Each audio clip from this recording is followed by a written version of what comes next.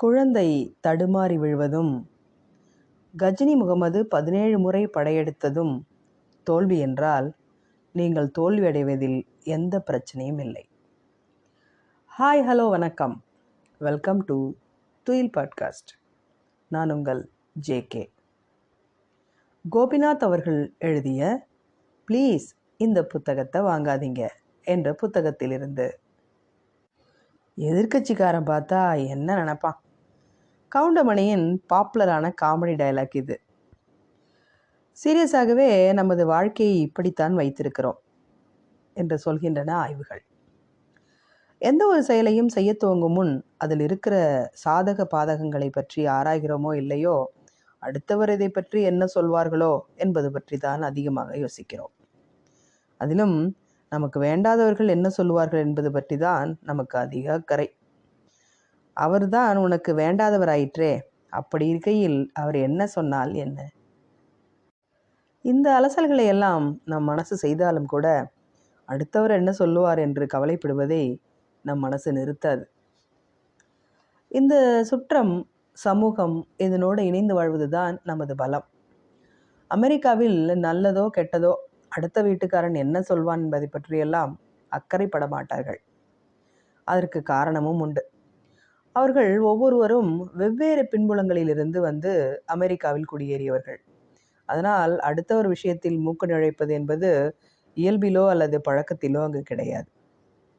நமக்கு அப்படி இல்லை தான். நல்லது கெட்டதுக்கு 4 பேர் வேண்டும் தான். ஆனால் உங்கள் விருப்பு வெறுப்புகளை கூட அவர்கள்தான் தீர்மானிக்க வேண்டும் என்ற அவசியமில்லை.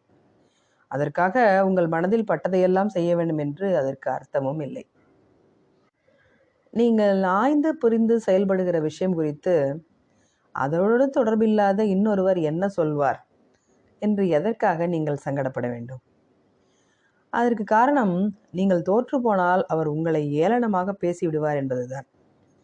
அவர் ஏளனமாக பேசிவிடக்கூடாது என்பதா உங்கள் வாழ்வின் லட்சியம்? அப்படி பார்த்தால் வாழ்க்கையில் நீங்கள் எந்த ஒரு விஷயத்தையும் செய்துவிட முடியாது. தனக்கு அறிமுகம் இல்லாத, அனுபவம் இல்லாத விஷயம் பற்றி இன்னொருவர் விமர்சனம் செய்வது சகஜம்தான். நீங்கள் அதில் வென்றால் அதற்கு உங்கள் அசாத்திய துணிச்சல் தான் காரணம் என்கிற சமூகம், தோற்றால் அது உங்கள் அசட்டு துணிச்சலால் தான் என்கிறது.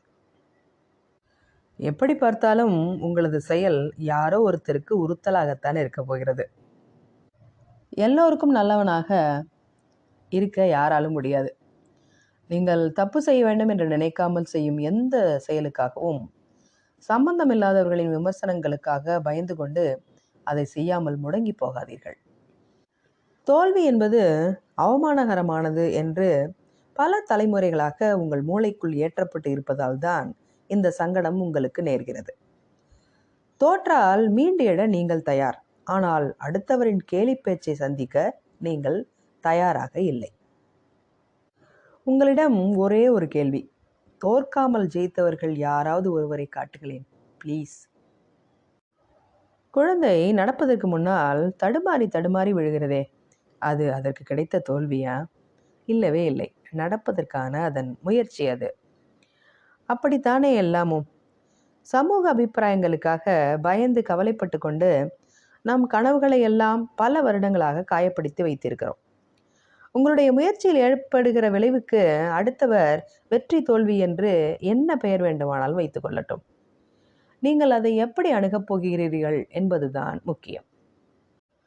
கவிஞர் வைரமுத்துவிடம் வெற்றி தோல்வி இவை இரண்டையும் நீங்கள் எப்படி பார்க்கிறீர்கள் என்று கேட்டேன். அதற்கு அவர் எளிமையாகவும் தெளிவாகவும் ஒரு விளக்கம் சொன்னார். வெற்றி என்பதும் தோல்வி என்பதும் உங்கள் பார்வைதான். எனக்கு அப்படியெல்லாம் ஒன்றுமில்லை. இந்த வருடம் எனக்கு தேசிய விருது கிடைத்தது. உங்கள் பார்வையின்படி அது எனக்கு கிடைத்த வெற்றி என்றால், அடுத்த வருடம் அது எனக்கு கிடைக்காமல் போனால் அதன் பெயர் தோல்வி என்றாகிவிடும். இது இரண்டுமே என்னை பற்றிய உங்கள் பார்வைகள்தான். என்னை பொறுத்தவரை வெற்றி என்பதும் தோல்வி என்பதும் இருவேறு சம்பவங்கள். இந்த வாழ்க்கை என்பது பல சம்பவங்களால் ஆனது, அவ்வளவுதான். இப்படி புறச்சூழ்நிலைகளையும் சொந்த புரிதலையும் வேறுபடுத்தி பார்க்க முடிந்ததால் தான் இத்தனை தேசிய விருதுகளுக்கு வைரமுத்து சொந்தக்காரர்.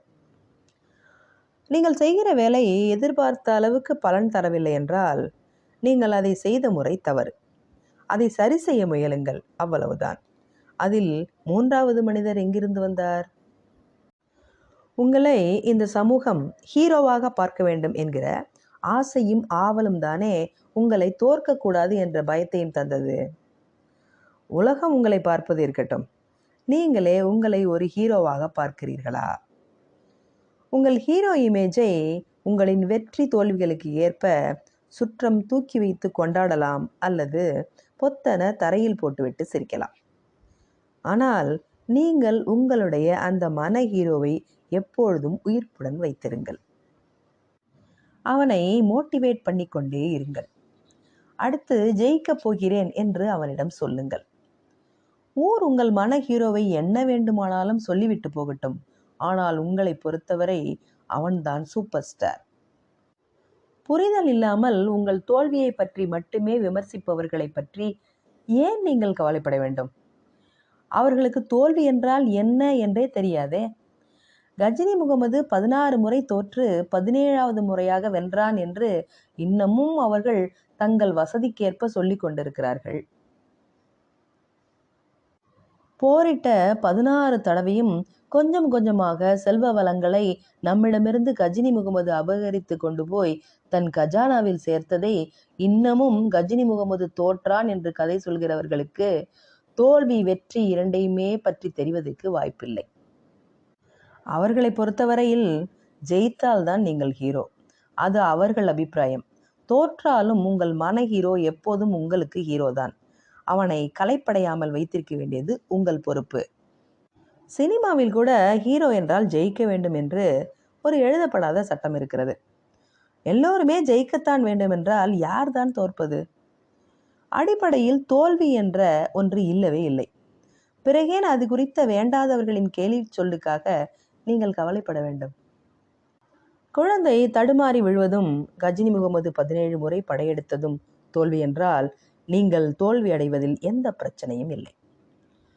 புரியாதவர்கள் புலம்பிக் கொண்டிருக்கட்டும். உங்கள் மன ஹீரோவுடன் கைகுலுக்கிவிட்டு கஜினி முகமதுவின் குதிரையில் ஏறுங்கள். இந்த உலகம் முழுவதும் உங்களுக்குத்தான். விளையாடுங்கள். மீண்டும் சந்திப்போம். நன்றி.